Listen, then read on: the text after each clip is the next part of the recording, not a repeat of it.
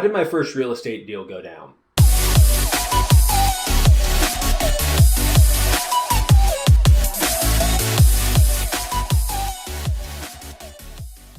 What's going on? Welcome back. Today we're going to be talking about my first real estate deal. My wife and I, in July, bought our first rental property, and I want to talk about the process leading up to that, our thought process, where we were financially, what the market looked like, everything that I did prior leading up to the deal, and really just talk about the stresses and the ins and outs of what happened during that time period. So in January, I started real estate school, and because of that, I started getting really interested in looking at rental properties.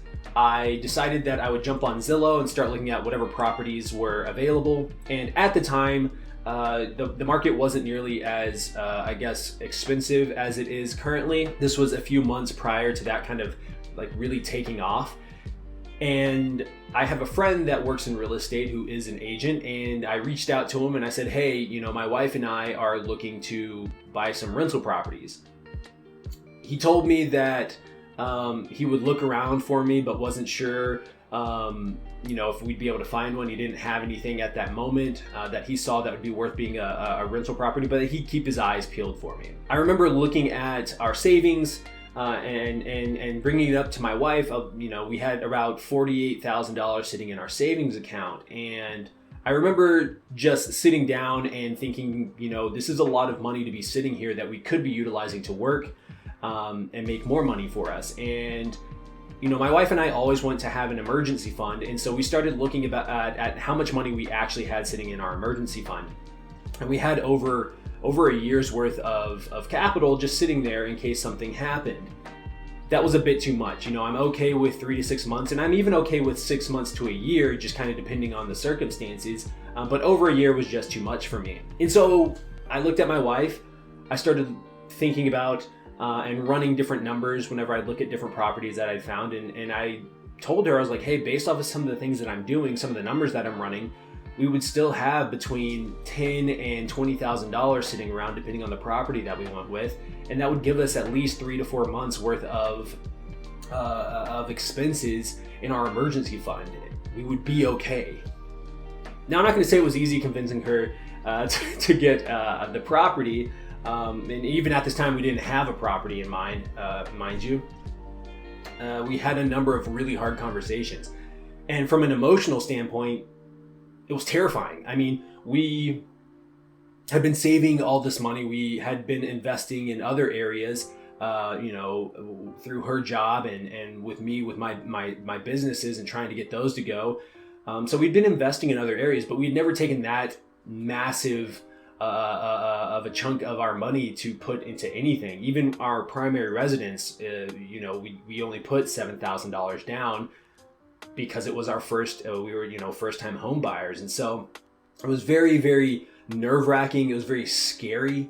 And, there were tears shed. I'm not going to lie to you. There was crying. There was a lot of stress, and there was a lot of questions of whether or not, this was going to be the best decision for us. We knew from the very beginning that we did not want to manage the property with everything that we have going on in our life. And at the time we were dealing with getting pregnant and things like that, and trying to figure out that whole world. We were,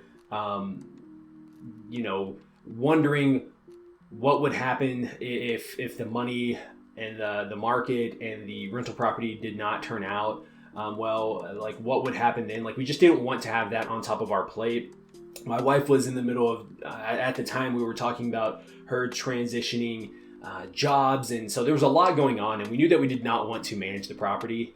Fortunately for us, there are a number of property managers in our area, so it was relatively easy to find one. But I would say around March, my friend reached back out to us, and he shot me a text and said, hey, are you pre-approved? And I was like, no, we're not. And this was at the start of the market going crazy. People were spending $5,000, $10,000, $15,000, $20,000 over asking price.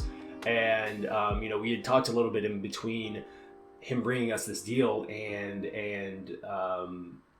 we just didn't think we were going to find a deal that was, and I'm not talking about like a discounted deal. I'm just talking about like a decent like property, a good property that would cash flow and also appreciate slowly over time. We just didn't think we were going to find anything like that. And my wife and I were not going to go into some kind of bidding war with anybody for any reason. You know, we want it to be an investment, not a burden. And so we weren't pre-approved. He was like, well, go get pre-approved because I have a deal.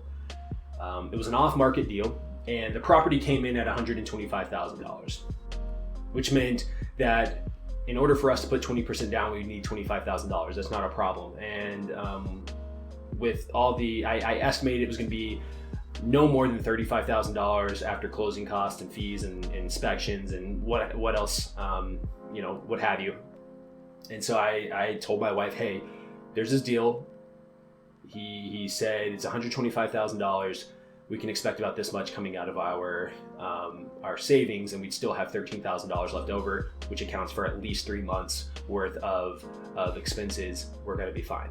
I started running the numbers on this property, so it meant that we're going to be taking out a loan for $100,000, and the interest rate on that loan was 3.875%, which is still within the record lows that we've had, and I'm really, really happy with that, to be honest with you.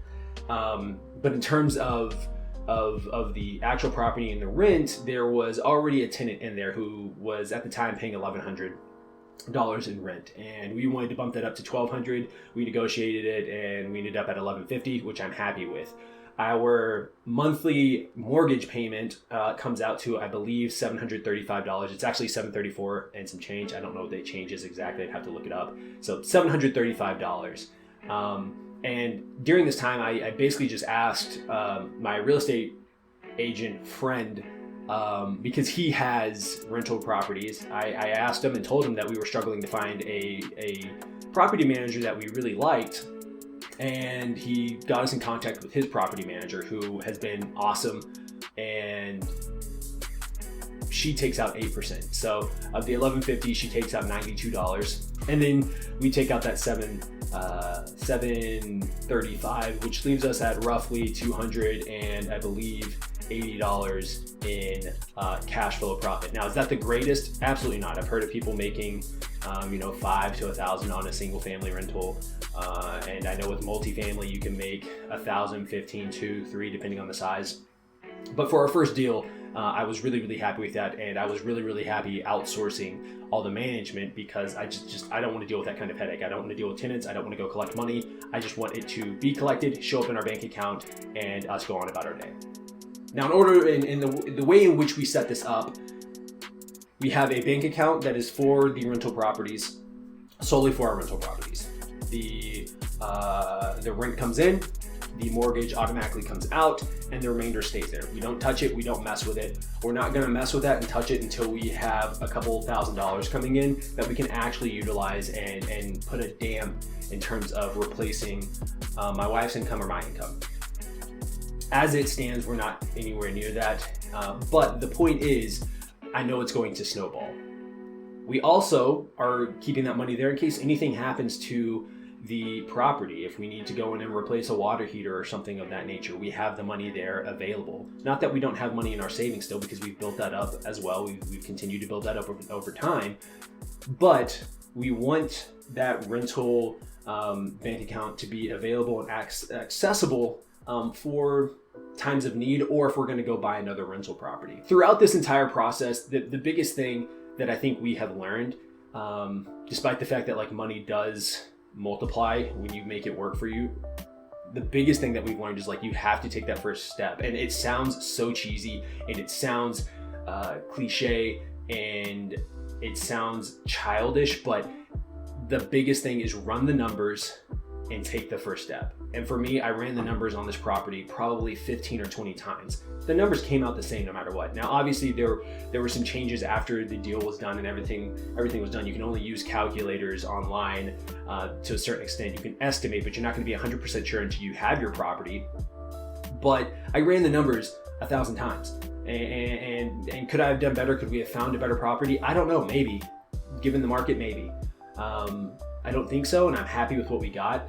But you have to trust that the math that you're doing is going to pull through for you. You have to trust that the decisions that you're making now and the sacrifices that you're making now are going to pay out in the end. And again, we did this when we were in a situation financially where we were okay.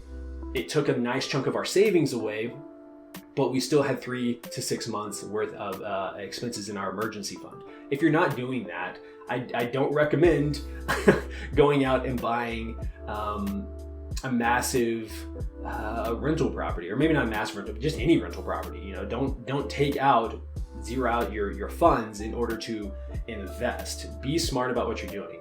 You know, I'm not a financial advisor, but and you should always do your own research, and you should ask professionals, but it's just, for me, my opinion, it is absolutely stupid to take out all of your savings to invest and have nothing to fall back on in case something happens. And so, you know, for us, we did the math, we looked at our savings, we realized we could buy a rental property and still have plenty of savings left over and be okay. I will say that after doing that deal, it has made it way easier to consider looking at other rental properties.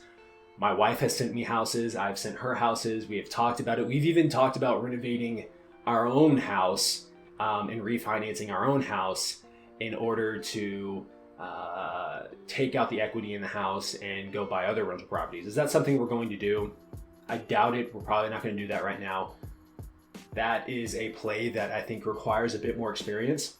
Nonetheless, we are working towards increasing our real estate, our physical real estate portfolio. You guys know that I do invest in Fundrise, and I do invest in Robinhood, and I do invest in crypto, but we do want to work, and we are working on a physical real estate portfolio, because that is something my wife and I have dreamed about for the past 4 years since we got married. And I calculated our net worth, and I would love to share that with you. If that's something that you're interested in, go ahead and leave a like and a comment saying that that's something that you want, and then I will make a video discussing what we worked over. But yeah, no, it's been a great process. It's been really, really fun. It's been very stressful at times, but it's making the thought process of going through that again way easier. And I look forward to buying our second rental property and our third.